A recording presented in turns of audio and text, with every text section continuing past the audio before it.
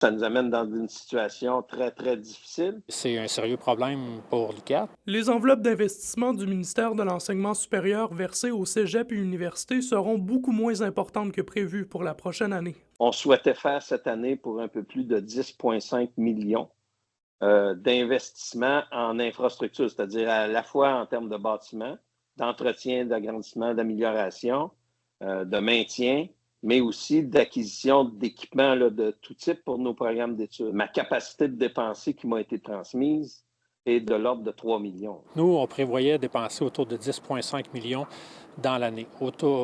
Globalement, c'est 16 millions de contrats de construction, rénovation qu'on faisait, mais financés par le ministère, c'est 10,5 millions.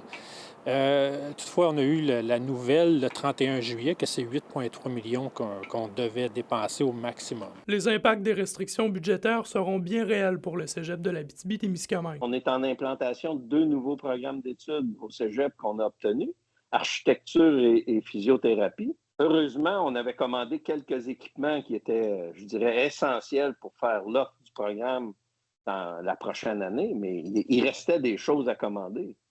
Là, je ne peux plus les commander. Le vice-recteur aux ressources de l'UQAT, Luc Boisvert, assure que la mesure ministérielle n'aura pas d'impact direct sur les étudiants. On va réussir à ce que ça n'affecte pas les étudiants, notamment les projets qui vont être repoussés, c'est le projet de rénovation des toitures.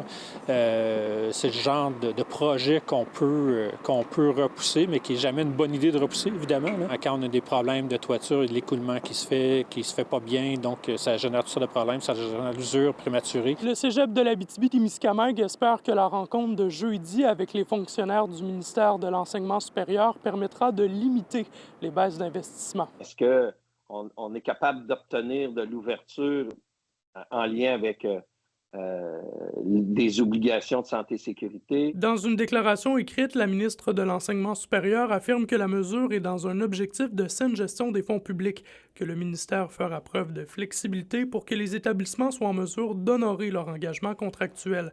Elle ajoute que le ministère est à pied d'œuvre pour soutenir les réseaux dans cette période de transition. André Audet, RNC Nouvelles, Rouyn-Noranda.